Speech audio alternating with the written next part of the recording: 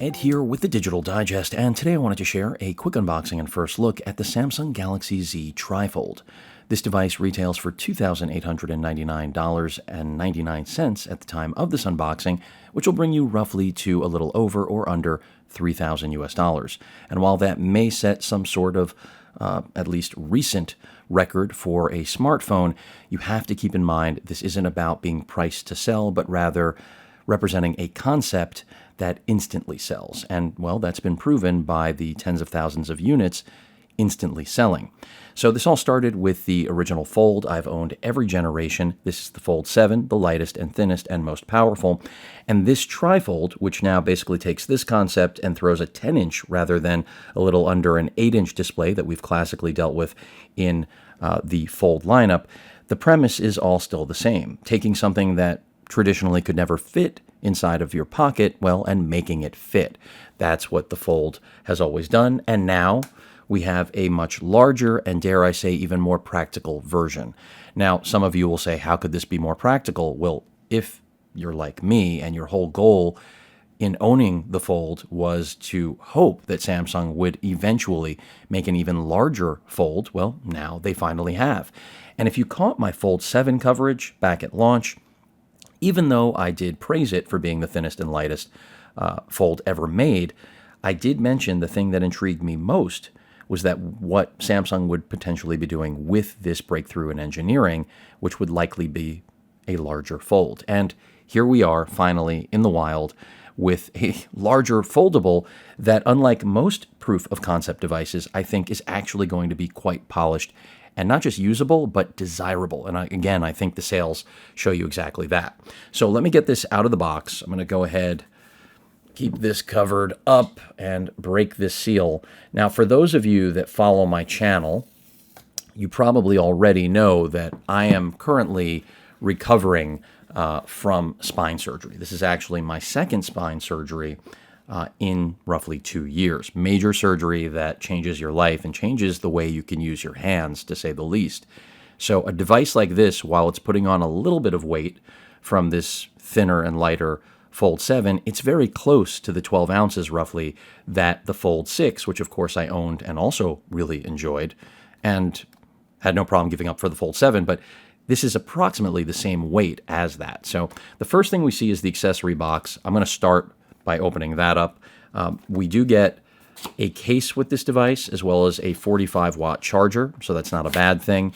But as I mentioned, when it comes to specifications, do keep in mind that they are identical to the Fold 7. You do have an additional cutout camera, but the processor, the RAM, the storage, actually I have the 1 terabyte version. Unfortunately, 1 terabyte options were not available for this, only half terabyte. But the actual case is right here, so let's go ahead and get that out of the box. And, you know, Apple users, I have to say, if you're still waiting, I'm not sure what you're waiting for. Samsung is making Apple's first foldable display, which is coming out this year, the same year that we now have trifolds. Do you need to figure this out? And also, Samsung is rumored, of course, to be coming out with a Fold 8 wide with the exact same display that's being deployed in the Apple foldable, which is rumored to have no crease. So if that's what you're after and that different aspect ratio, Samsung has a flavor for you.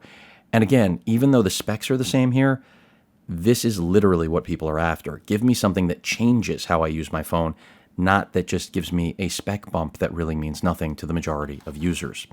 So it looks like that's everything in the box. The case that comes with this looks like it's just paperwork, as well as what I'm guessing is the SIM ejection tool. Yep, and type C to C cable. There's the ejection tool. Putting that aside, this case does not have any MagSafe capability. I think that's a huge miss, and that will be my first upgrade for this phone because it needs a kickstand. I cannot live without one. I mean, the whole premise of this, again, as someone like myself who really can't lug around much weight, in fact, I have a hard stop on weight limitation, as you might imagine, or didn't, this is ideal because, again, even though it's gained, a little bit of weight from the Fold 7, this is going to make it so that I never wonder about, should I bring a tablet with me anywhere? And this is the type of convenience I need in my position with my disability, believe it or not.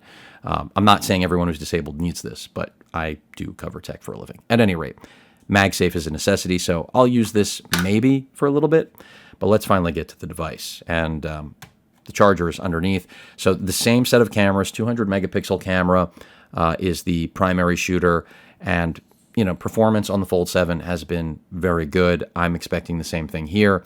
And then you have all of the same camera modules. As I mentioned, the one key difference is that here on the front cover, this is the pull tab for that. Let's do this one right now. You have another cutout, so that's 4 cameras, right? And then on the interior, which we'll get to now, there is a 5th camera right there, as you can see. Voila. So, no Samsung Care on this device. I am blown away by this thing. I can tell you right now, it's amazing. Already, just to have this in hand and to think about the fact that I will always have a tablet with me wherever I go is, you could have said that with the Fold 7, but you'll see in a moment how meaningful the difference in interior real estate is and the change in aspect ratio. It's a big difference, folks. Don't think that, well, it's only 10 inches, the other one's roughly 8, so it's not a big difference. It's a huge difference. The battery is larger here. It needed to be. Just very impressed with what Samsung has done here. This thing is so thin, it is insane. I mean, look at the Type-C port right here at my right thumb, and you'll quickly realize that the thickness of the phone is the literal port cutout. One of the 2 speakers right there at the bottom, the other at the top. I believe these are all microphone arrays that we've got on the device. And, the crease, as has been with every generation, is viewable, but directly on, not really. And that's kind of the whole idea. Now, when it comes to folding this, as you know, it will give you an alarm to let you know if you're folding it wrong. And I believe this is what you got to do. And there you have it. So it's not that complicated. It's like if you can remember where the camera module is, you should be okay. But again, from a thickness standpoint, pretty impressive, I have to say. Like, this is fairly amazing. When you look at this phone and do a side-by-side with the Fold 7, it's a little bit thicker, a little bit heavier, but there's no question I would choose this every single time as long as the functionality matches what I have in the Fold 7. And considering the only thing I'm giving up with the TriFold is a 0.5 terabyte of storage, which I'm not happy about, but I'll live, I know I'm going to be really, really happy. So let's just see what else is in the box. I'll power this on, and then I want to get this thing set up, How do I get this insert out? There we go. There is our 45-watt charger. It's nice that they included this, but, for the price, I think it is the least they could do. So that's everything that's in the box. Let's go ahead and close this sucker up. And it is a really impressive box, I will say that. But we didn't come here for that, did we? So I'm going to pop this on quickly, which, hopefully I did that correctly. The hinge protection, I don't really care about. A lot of people are very adamant about that. Believe it or not, I'm not as big a stickler about the hinge. So let's go ahead and power this on. And I'm going to tell you some of the specifications. That's if it powers on. I will say that it does seem like the fingerprint scanner. Just check that again. A little bit, no, maybe it's exactly the same. Thought there was a texture. Yeah, there is a texture difference on that. It's a little bit more rough on the Fold 7. It looks like I don't have a charge here, so I'll plug this in. Bear with me here. I do have a charger. So at least we can power it on. And then as far as specifications, this is a monster. I mean, granted, it's matching the Fold 7, right? So we know that. But the Snapdragon 8 Elite is no slouch. Then in addition to that, the 16 gigs of RAM, I told you it's a 0.5 terabyte instead of a 1 terabyte like I have, but that's clearly an option. The 200 megapixel camera, the battery is 5,600 mAh, so that's still pretty impressive. I mean, the fact that they were able to keep this thing so slim, but actually stick a battery of that size in there is pretty wild. Beyond that, you've got the 12 megapixel ultra wide, 10 megapixel telephoto with the 3 times optical zoom. You also should know that every single panel of this phone is a different thickness, which is bonkers, but it reminds you that this is a first-gen device, but still incredibly cool. And I can see how this will be improved upon, and I'm just really excited for that day. But this is, I think, from, again, all appearances, I haven't used it yet, so you'll have to wait for the follow-up. This seems like this is going to be their best first-gen product. If you're going to compare it to the Fold 1, it's not going to be comparable at all. There's nothing is hobbled, nothing is missing stuff as far as I'm concerned. Engineering and design can still be improved, obviously, but things look good. Of course, Android 16 with One UI 8 out of the box, and 6.5-inch front screen, just like the Fold 7.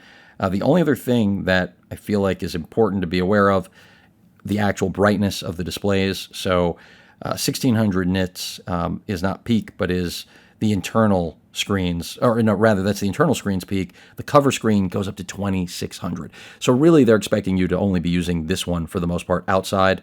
And then the internal screen, obviously somewhere that you can prop it up, use it in more of a PC-like mode. And this will run full DeX, by the way, for anyone that is wondering, which is crazy. It's Samsung's first device to actually do that natively. And I'm just going to open this for the first time, even though I still have to launch it.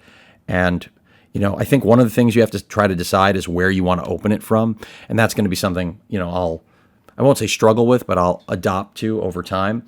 But there you have it. I mean, this thing is crazy. I'm just blown away that this is a phone. And yes, other manufacturers have done it.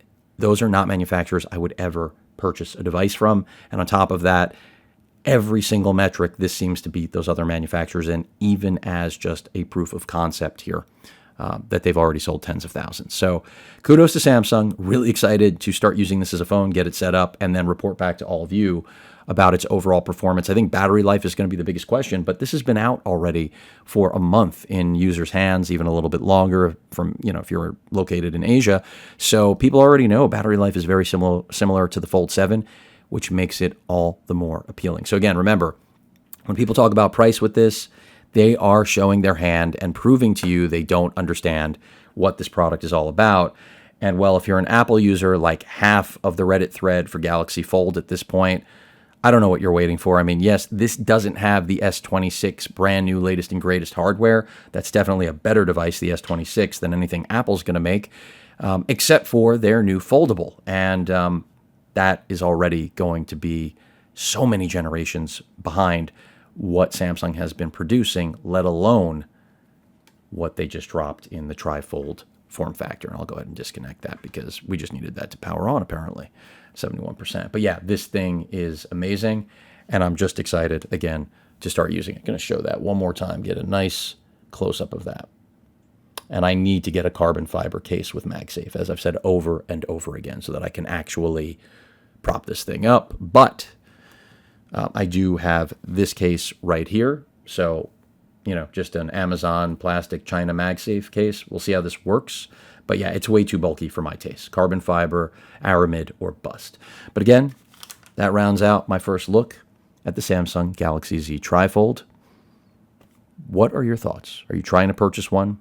Do you realize that this is the future? Do you think that this is going to fail? I mean, that's what so many people thought of the Fold, and most Apple users were still telling themselves it's too fragile, even as Apple's about to make a Fold using Samsung's parts. I think you follow. Any questions or comments, please feel free to post them. Hit that like button. And as usual, please feel free to subscribe, and please stay safe. Later.